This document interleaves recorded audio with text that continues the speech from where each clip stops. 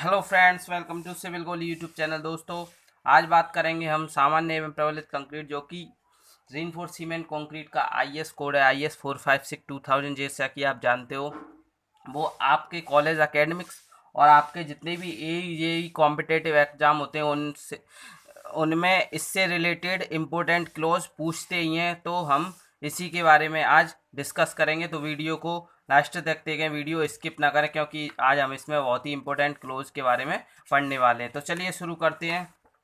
यहाँ तो कुछ नहीं है, इसका प्रीफेस है, इंट्रोडक्शन है। इसमें ये इसका कंटेंट दे रखा है, क्या क्या कंटेंट है इसमें। तो हम पढ़ेंगे यहाँ से materials materials and materials workmanship inspection and testing के बारे में। तो देखिए, सबसे पहले आता है मटेरियल में सीमेंट। सीमेंट के बारे में क्या कहा है, used shall be any of the following and the type selected should be appropriate for the intended use. मतलब यूज के लिए इनमें से हमें यूज कर सकते हैं। मतलब है, सबसे पहले क्या दिया है, 33 ग्रेड ऑर्डिनरी पोर्टलैंड सीमेंट। मतलब जैसा कि आप जानते हो कि 33 ग्रेड का ओपी सीमेंट रहता है, तो उसके लिए आईएस कोड बताया है इसमें, IS 269 कन्फर्म है। 43 ग्रेड ओपीसी के लिए IS 8112। ये दोस्तों, ये बहुत ही इंपॉर्टेंट है, इसको आप जरूर कर लें। क्योंकि 33, 43, 53 ग्रेड के 3 कैटेगरी में आपके ओपीसी सीमेंट अवेलेबल है मार्केट में। जनरली जो यूज करते हैं हम 43 ग्रेड का, हमारे जनरली वर्क्स में यूज होता है। आगे देखेंगे 53 ग्रेड ओपीसी के लिए IS 12269 है। रैपिड हार्डनिंग मतलब RSC जो पोर्टलैंड सीमेंट है उसके लिए IS 8041 है। पोर्टलैंड स्लैग सीमेंट के लिए है PSC, जैसा कि आप जानते हो, तो IS 455 है। PPC यानी पोर्टलैंड पोजोना सीमेंट के लिए IS 1489 है। PPC कैल्सिनाइड क्ले बेस्ड, ये था फ्लाई एस बेस्ड, उसके लिए था 1489 IS। इसके लिए है 1489 पार्ट 2, उसमें था पार्ट 1 में।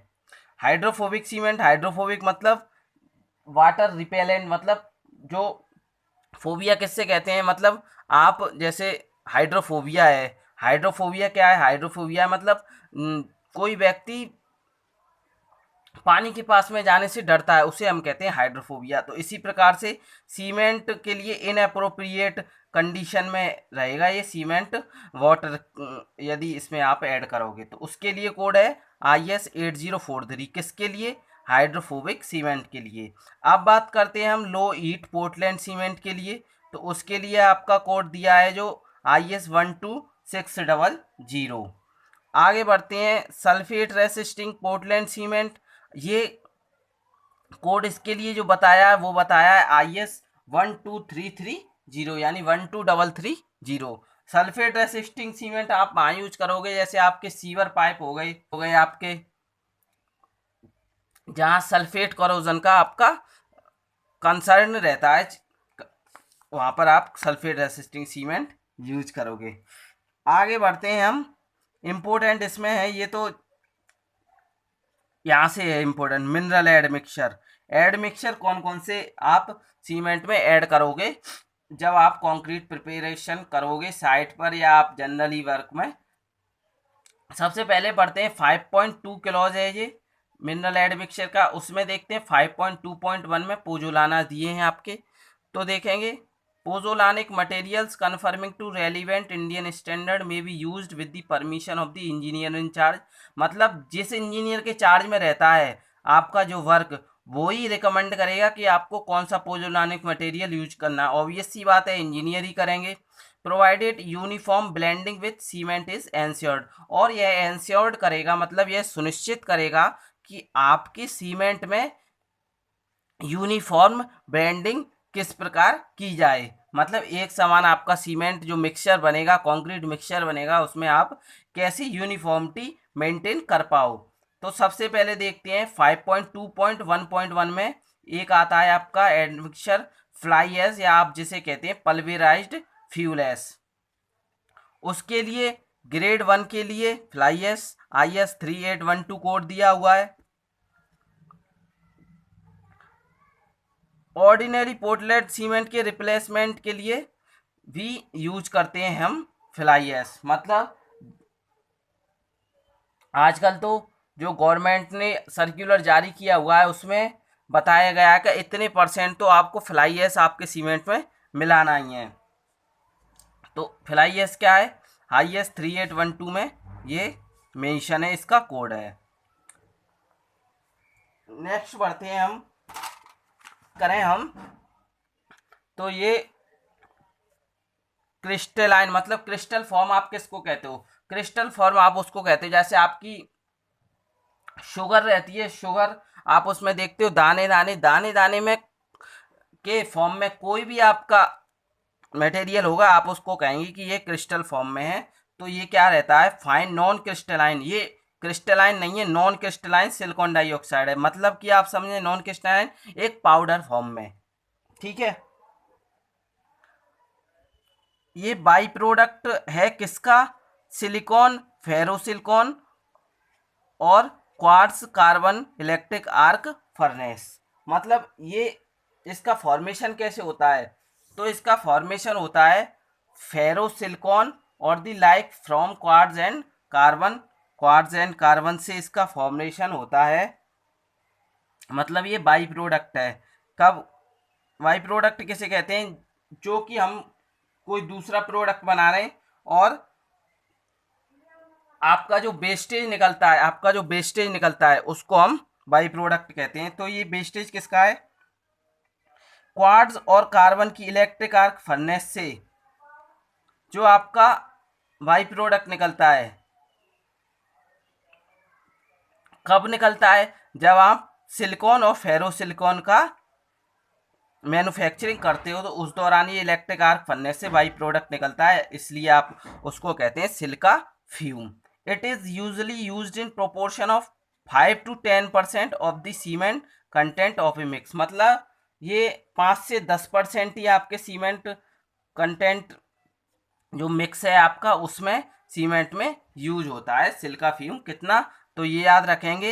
एक तो इसमें इसमें क्वेश्चन क्या बनेगा कि सिलिका फ्यूम किससे प्राप्त होता है, हमें किससे इसका फॉर्मेशन होता है, तो आप कहेंगे कि ये बाई प्रोडक्ट है किसका, जब हम सिलिकॉन और फेरोसिलिकॉन का प्रोडक्शन करते हैं किसमें, क्वार्ट्ज और कार्बन इलेक्ट्रिक आर्क फर्नेस में, जो हमें बाई प्रोडक्ट मिलेगा उसको हम कहेंगे सिलिका फ्यूम।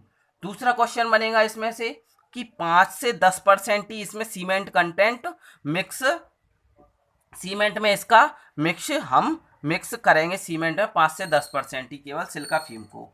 आगे एडमिक्सचर में बात करते हैं, राइस हस्क एस आता है आपके पास। Rice husk ash giving required performance and uniformity characteristic may be used with the approval of the deciding authority. मतलब ये भी अथॉरिटी के द्वारा आपको रिकमेंड किया जाएगा कि आप राइस हस्क का यूज करें। तो ये देखते हैं ये किससे प्रोडक्शन होता है इसका, rice husk ash is produced by burning rice husk, ला करके जो आपको प्राप्त होता है उसे कहते हैं हम rice husk ash. And contain large proportion of silica, और इसमें सिल्का का प्रोपोर्शन रहता है large. To achieve amorphous state rice husk may be one to control temperature. मतलब इसमें अमोर्फस स्टेट में लाने के लिए इसको एक कंट्रोल टेम्परेचर पर बर्न करते हैं हम। It is necessary to evaluate the product from a particular source for performance and uniformity since it can range from being as deleterious as silt when incorporated in concrete. मतलब ये क्या कह गया English में, it is necessary to evaluate the product from a particular source. मतलब यह हमारे लिए नेसेसरी है कि हम जो इसका पर्टिकुलर सोर्स है प्रोडक्शन का उसको इवेलुएट करें। किसके लिए करें, फॉर परफॉर्मेंस एंड यूनिफॉर्मिटी। मतलब इसकी परफॉर्मेंस कैसी रहने वाली है, इसका यूनिफॉर्मिटी कैसे रहने वाली है, since it can range from being as deleterious as silt when incorporated in concrete. जब हम इसको कंक्रीट में यूज करेंगे तो डिलेटेरियस सबस्टेंस के रूप में, सिल्ट के रूप में यह इसकी रेंज क्या हो सकती है, उसके बारे में हम इसको परफॉर्मेंस और यूनिफॉर्मिटी इसकी चेक करेंगे। Water demand and drawing shrinkage should be studied before using rice husk, और यूज करने से पहले इसकी वाटर डिमांड देख लेंगे हम, इसमें श्रिंकेज कितने हो रहे हैं, ड्राई होने के बाद में कंक्रीट, उसको हम देख लेंगे कि इसमें वाटर डिमांड क्या है और इसकी ड्राइंग श्रिंकेज क्या है। आगे आता है आपका मेटाकाउलिन। तो मेटाकाउलिन क्वेश्चन आता है, मेटाकाउलिन की फाइननेस कितनी रहती है, तो फाइननेस इसकी रहती है 700 से 900 मीटर स्क्वायर पर केजी। ये तो एक क्वेश्चन हो गया। अब दूसरा क्वेश्चन ये है, क्या है दूसरा क्वेश्चन, किससे ऑब्टेन्ड होगा, किससे इसका प्रोडक्शन होगा, तो देखेंगे नोट में दिया हुआ है यहाँ, metakaolin is obtained by calcination of pure or refined kaolinitic clay. आप सॉइल मैकेनिक्स में पढ़ते हो, केओलिंटिक क्ले को एक कैल्सिनेशन के द्वारा, कैल्सिनेशन क्या है, इन एब्सेंस ऑफ ऑक्सीजन के रूप में हम केओलिंटिक क्ले को वर्णन करेंगे। कितने टेम्परेचर पर करेंगे, 650 100 degree centigrade and 850 degree centigrade, followed by grinding to achieve a fineness 700 से 900 मीटर स्क्वायर पर केजी, हैज हाई पोजोलानिसिटी। ये आप ध्यान रखेंगे कि आपसे पूछा जाए कि सिल्का फ्यूम है, फ्लाई एस है, राइस हस्क है, मेटाकाउलिन है, तो इन चारों में से हाई पोजोलानिसिटी किसकी रहेगी, तो आप बताएंगे कि मेटाकाउलिन की हाई पोजोलानिसिटी रहने वाली है। तो इसमें क्वेश्चन क्या बने, इसकी एक तो फाइनेस पूछेगा जो कि 700 से 900 मीटर स्क्वायर पर किलोग्राम रहती है, और इसका जो टेम्परेचर रहता है केओलिंटिक क्ले के बर्न के द्वारा हम इसको प्राप्त करते हैं। तो कितने टेम्परेचर पर बर्न की जाती है केओलिंटिक क्ले, तो वो की जाती है 650 से 850 डिग्री सेंटीग्रेड के बीच में, ताकि हमें एक 700 से 900 मीटर स्क्वायर पर केजी की फाइननेस अचीव हो जाए। आगे आता है आपका एडमिक्सचर में ही ग्राउंड ग्रेन्युलेटेड ब्लास्ट फर्नेस स्लैग, जिसे आप शॉर्ट फॉर्म में GGBFS के नाम से जानते हो। तो GGBFS क्या रहता है, ये ग्राउंड ग्रेन्युलेटेड ब्लास्ट फर्नेस स्लैग में जो आपकी ग्राउंड ग्रेन्युलेटेड ब्लास्ट फर्नेस स्लैग है, ये ग्रेन्युलेटेड ब्लास्ट फर्नेस स्लैग को ग्राइंड करके प्राप्त किया जाता है, और इसका कोड है IS 12089, और ये OPC सीमेंट को रिप्लेस भी कर सकता है, मतलब OPC की जगह हम इसका इस्तेमाल कर सकते हैं GGBFS का। तो दोस्तों आज हमने एडमिक्सचर क्लियर किए, अपने सीमेंट की ग्रेड क्लियर की। तो दोस्तों कैसा लगा आपको सेशन,